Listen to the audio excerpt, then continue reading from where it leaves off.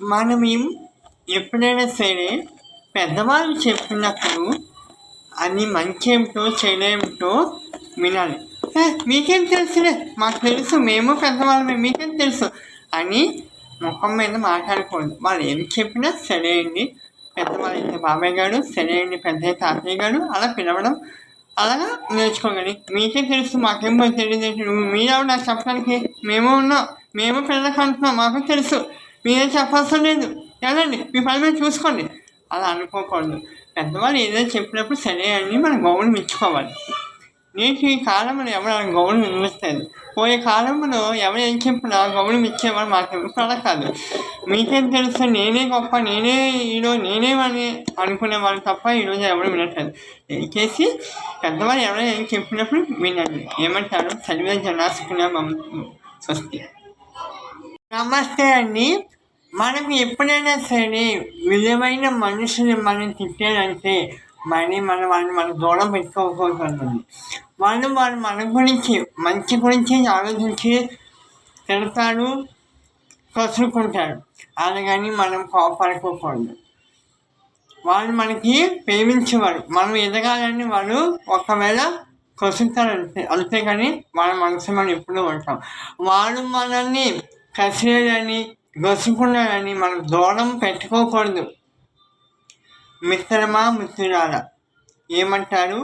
ఒకసారి ఎవరైనా సరే మనకు కావాల్సిన వాళ్ళు ఒకసారి తిట్టారంటే మనం కూడా ఒక్క మాట పుసుక్కని అనుకోకూడదు. వాళ్ళు ఎందుకు అన్నారు ఏంటి మనం ఆలోచించి మాట్లాడాలి. అప్పుడే బంధాలు అయినా సరే విడిపోకుండా గట్టిగా ఇంకా దృఢపడుతుంది. ఏమంటారు? అంతే కదా. నమస్తే అండి. మనకు ఎప్పుడైనా సరే విలువైన మనుషులు మనం తిట్టారంటే వాళ్ళని దూరం పెట్టుకోకూడదు. వాళ్ళు మన గురించి మంచి గురించి ఆలోచించి తిడతారు, కసురుకుంటారు. అలాగని మనం కోపడుకోకూడదు. వాళ్ళు మనకి ప్రేమించేవారు, మనం ఎదగాలని వాళ్ళు ఒకవేళ కసురుతారు అంతేగాని వాళ్ళ మనసు మనం ఎప్పుడూ ఉంటాం. వాళ్ళు మనల్ని కసిరేయాలని గసుకున్నారని మనం దూరం పెట్టుకోకూడదు. మిత్రమా మిత్రురాలా ఏమంటారు? ఒకసారి ఎవరైనా సరే మనకు కావాల్సిన వాళ్ళు ఒకసారి తిట్టారంటే మనం కూడా ఒక్క మాట పుసుక్కని అనుకోకూడదు. వాళ్ళు ఎందుకు అన్నారు ఏంటి మనం ఆలోచించి మాట్లాడాలి. అప్పుడే బంధాలు అయినా సరే విడిపోకుండా గట్టిగా ఇంకా దృఢపడుతుంది. ఏమంటారు? అంతే కదా. నమస్తే అండి. మన దేశంలో ముఖ్యంగా మన రైతులు చాలా బాగుండాలండి. మనం ఎప్పుడైనా సరే మనం భోజనము చేసేటప్పుడు ఈ 5,000 మన నోట్లోకి వెళుతుందంటే ఆ ఘనత ఎవరు అంటే రైతు. ఆ రైతు బాగుంటేనే మనం బాగుంటాం. ఎప్పుడైనా సరే మన భోజనం తినేటప్పుడు దేవుడా ఈ భోజనం పండించే రైతు ఆ కుటుంబం ఎప్పుడు సంతోషంగా ఉండాలి, వాళ్ళు పండించే పంట నాణ్యమైనగా వర్షం పడేటప్పుడు కొట్టుకోకుండా ఎండ వచ్చినప్పుడు వెళ్ళిపోకుండా వాళ్ళ రైతులు ఎప్పుడు సంతోషంగా ఉండాలని ప్రార్థించండి. రైతులు బాగుంటేనే మనం బాగుంటాం. అన్నదాత సుఖినో భవంతు.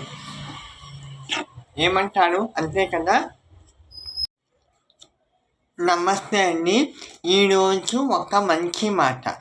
మనం ఎప్పుడైనా సరే అప్పు కావాలన్నప్పుడు మనం ఇంకో దగ్గర అప్పు తీసుకోకూడదు, మనం ఇంకో దగ్గర తీసుకోకూడదు. ఒకవేళ నిజంగా మన ఫ్రెండే అప్పు అడిగాము, మనం ఇస్తాం. 50,000 అవసరం వస్తుంది, వాళ్ళకి 50,000 ఇవ్వి అని అడుగుతాం. మన ఫ్రెండే కదా, ఎప్పుడు అప్పు అడగలేదే మనం ఇస్తాం. తర్వాత 6 నెలలు అయిపోతుంది. 6 నెలలు అయిపోయిన తర్వాత మనకి ఎప్పుడు అవసరం అంటే నాకు 6 అప్పు ఇచ్చాను కదా నాకు ఇవి అంటే 50,000 కదా అంటే అవకి ఇస్తాను అంటే అంటాం. మన అవసరానికి మనం ఇస్తాం, తను ఇస్తే మంచిదే, కానీ తను ఇవ్వకపోతే. అందుకే అంటాడు మనం అప్పు తీసుకోకూడదు, మనం ఇంకో దగ్గర తీసుకోకూడదు. అది నిజంగా మనకు అవసరం ఉన్నప్పుడు ఎవరు అలా చేస్తాడు. అందుకే మనం అప్పు తీసుకోకూడదు, మనం ఇవ్వకూడదు. ఏమంటారు? అంతే కదా.